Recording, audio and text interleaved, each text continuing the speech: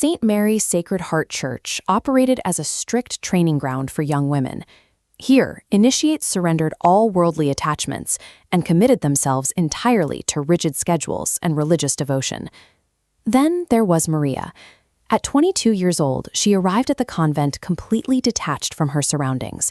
While the other girls participated in the daily rituals, Maria wore a mask of deep, unbroken sorrow. Her isolation quickly warped into something highly disturbing. During morning prayers, the other nuns noticed her standing at the back of the chapel, muttering incoherently to herself to avoid participating in the service. In a system demanding absolute obedience, the leaders interpreted her behavior as a refusal to submit to their authority. They failed to recognize that a hollowed-out stare often points to severe, unaddressed psychological trauma rather than spiritual rebellion. It became impossible to ignore when the physical symptoms began. Other initiates found Rita sitting in her room, locked in unnatural skeletal contortions. When she finally spoke, her vocal cords produced a terrifying, layered sound, two distinct voices overlapping in a single breath. The situation escalated into physical violence.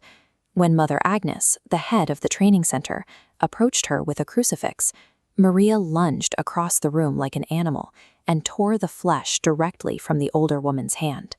The church relied on its standard operational protocol for suspected demonic activity. Priests doused Maria in holy water while reciting prayers. Wherever the water touched her skin, severe blisters erupted, leaving burns that looked exactly like chemical acid damage. For the church leadership, these physical reactions were sufficient proof of a demonic presence. By labeling the crisis as purely supernatural, they effectively closed the door on investigating the human circumstances and psychological distress that had defined Maria's life before she reached the convent. The holy water treatment offered a very brief reprieve. Within days, Maria relapsed, displaying a ravenous, animalistic appetite and suddenly speaking fluently in multiple unfamiliar languages. Realizing they were losing control, the local clergy called in Father Edmund, an expert in exorcism, to perform a final, definitive spiritual cleansing late on a Friday night. He bound Maria to a chair and began the rites, expecting the entity to weaken. Instead, the force inside her violently overpowered the entire room. The entity completely bypassed Maria. It leaped into Mother Agnes, instantly turning her eyes pitch black and forcing her jaw open to speak against her will. The ritual had failed its primary objective. The spiritual cleansing was inverted, trapping the church's leadership in a forced supernatural interrogation where their own hidden secrets were about to be dragged into the light. Speaking through Mother Agnes, the entity delivered a detailed confession. It revealed that a year prior, Maria was not a nun at all. She was a joyful civilian parishioner who sang at the city church every Sunday. During those Sunday visits, she formed a relationship with a young, charismatic priest named Father Neil. He broke his vows of celibacy, and the two began a secret romantic relationship. This diagram maps the crisis of Maria's pregnancy. Father Neil faced two paths: admission, causing his hierarchy's collapse, or complete concealment. Choosing concealment, he collaborated with Mother Agnes. To guarantee the institution's survival, they planned to eliminate dehuman evidence. They executed this plan during a severe midnight storm.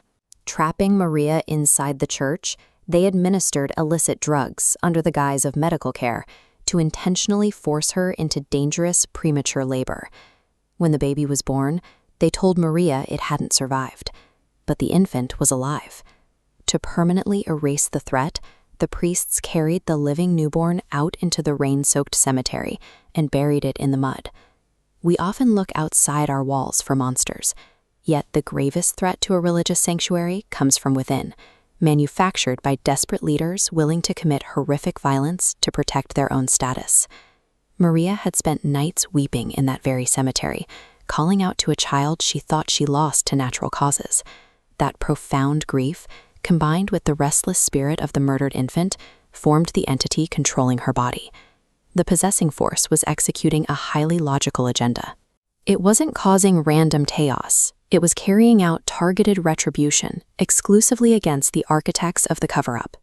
Through Maria, the entity enacted its final sentence.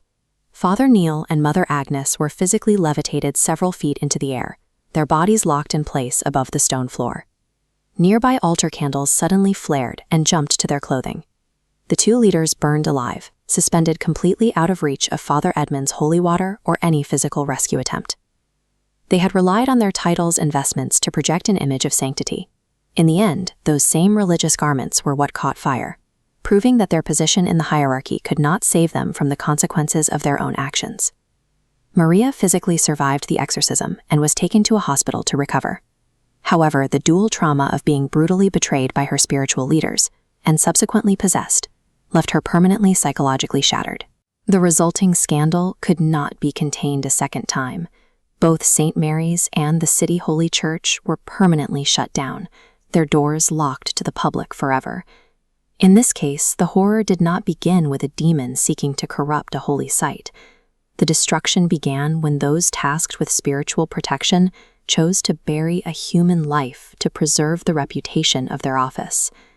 The ultimate collapse of these churches suggests that the most destructive forces are those generated by human institutions that prioritize their own survival over the lives of those they are sworn to serve.